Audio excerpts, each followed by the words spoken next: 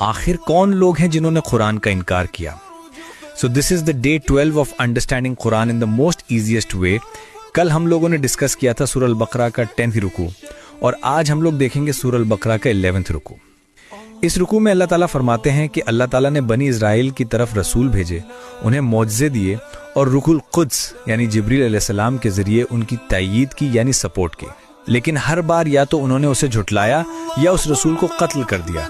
اور پھر جب ان سے کہا گیا کہ حق کو مان لو تو کہنے لگے کہ ہمارے دل تو پہلے سے ہی غلاف میں ہیں، یعنی ہم پہلے سے گائیڈڈ ہیں۔ تو اللہ نے کہا نہیں، تم نافرمان ہو اور تمہارے دلوں پر مہر لگ چکی ہے۔ پھر جب قرآن آیا جو انہی کی کتاب توریت کی تصدیق کرتا تھا تو انہوں نے اسی کا انکار کر دیا۔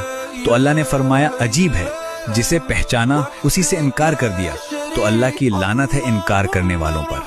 یہ لوگ کہتے ہیں کہ ہمیں صرف وہی کتاب چاہیے جو ہم پہ آئی ہو، صرف حسد اور ضد کی وجہ سے انہوں نے اپنی طرف آنے والی روشنی کو ریجیکٹ کر دیا۔